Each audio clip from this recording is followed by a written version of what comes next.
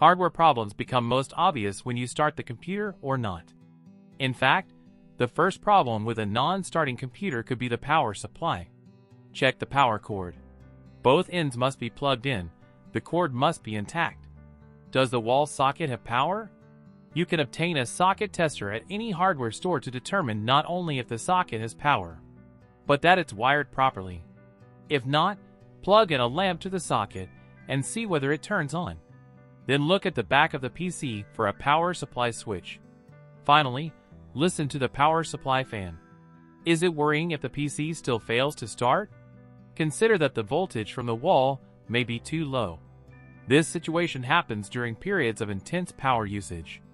When this is the case, you just have to wait. Check the computer case and peripherals for a power lamp. Is it on? Can you hear the CPU fan, which is different from the power supply fan? Does the caps lock lamp illuminate on the keyboard?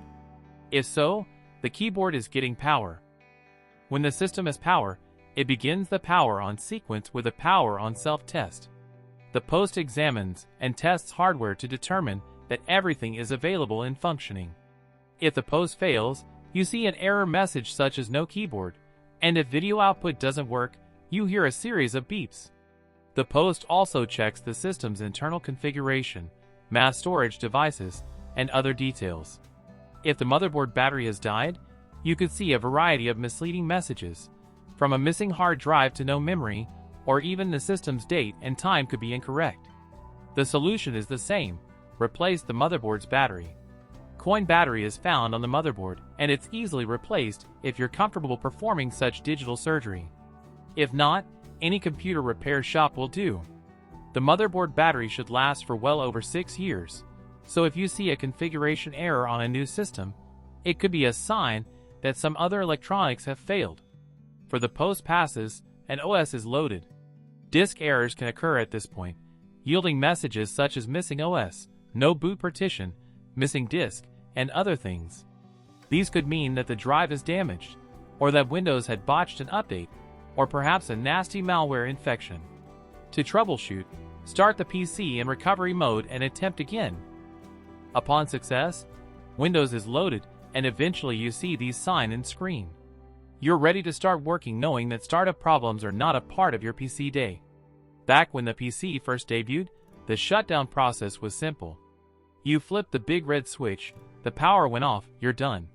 Today, the shutdown process on AC is controlled by software and designed to prevent data loss. Therefore, it's not without various issues. To address various shutdown woes, ensure that software is up to date. Older legacy programs may not properly interpret the shutdown signal. The solution is to get the latest version of a program. Hardware that stalls a shutdown might also suffer from a software problem. Ensure that all hardware drivers are up to date. If the system is completely stubborn, you can't move the mouse or access the keyboard, then you must force a shutdown. Press and hold the computer's power button for about 8 seconds. The system turns itself off. When the shutdown process doesn't go smoothly, Windows informs you upon restarting, the system displays a message that the computer has improperly shut down. If you see such a message, first choose the option to start Windows normally. If this doesn't work, enter safe mode to perform additional troubleshooting or run system repair from the Windows recovery menu. This is the same solution you would attempt should the computer somehow enter an endless restart cycle. Access the Windows recovery menu. Use the Start Screen Options menu to choose a startup device, such as the Windows recovery disk. Then you can enter safe mode, run system repair, or perform a system restore. Overnight restarts happen when you leave the computer on all the time. In the morning you see that Windows has automatically restarted. The cause is the Windows Update service. Vital security updates require a computer to restart. It's important, and it's not a glitch.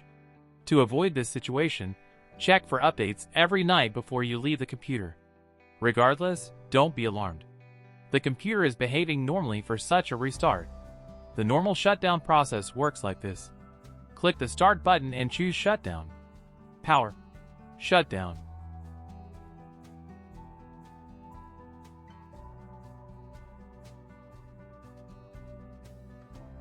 In this case, unsaved data is present in the Notepad program. So I'm going to choose Cancel and deal with the problem. Here you see the unsaved data.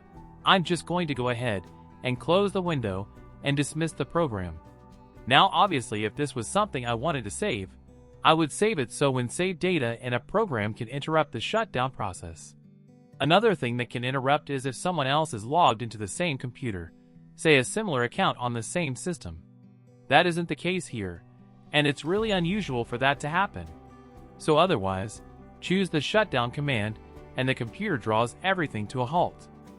Safe mode doesn't imply that Windows normally runs in unsafe mode. No, safe mode is designed to diagnose and repair software problems, specifically those owned by Windows. In safe mode, Windows runs with a bare set of drivers and support processes if the problem you're experiencing is with Windows itself. If mode lets you know, plus it provides an environment where you can easily fix other issues. You access safe mode through the msconfig utility. As the computer is going to restart, ensure that no programs are open and all data has been saved. Press the Windows or keyboard shortcut to bring up a Run dialog box and type msconfig. The name of the program to run, press Enter, click OK, and the System Configuration program appears. Click the Boot tab and ensure that there's a check mark here for Safe Boot. The minimal option is fine unless you need one of the other features.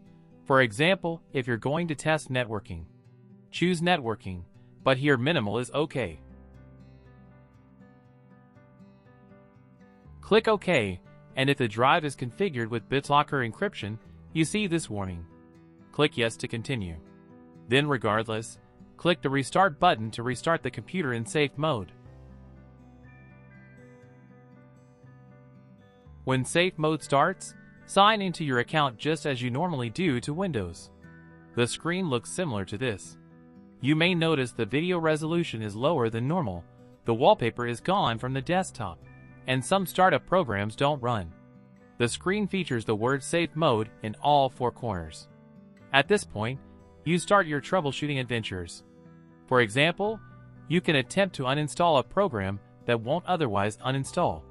You can run System Recovery, the System File Checker, restore files from a backup, and perform diagnostics. These tools may run in safe mode where they might not otherwise for whatever reason. You can also determine at this point whether Windows itself is to blame for the problem. For example, if the system doesn't show any error messages in safe mode, you know that the issue lies elsewhere with a specific program or hardware driver, but not with Windows. If the problem persists in safe mode, it's either an issue with Windows itself or a hardware problem. To exit from safe mode, open the msconfig utility again as shown earlier. Do this in safe mode and on the Boot tab, remove the check mark by Safe Boot. Click OK, and then restart Windows normally as shown earlier. If you can't use the msconfig utility to start your computer in safe mode, then you can access safe mode from the Windows Recovery menu. Accessing this menu is covered elsewhere in this course.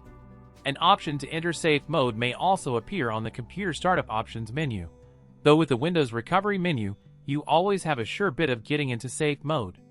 One final note, safe mode is for troubleshooting only.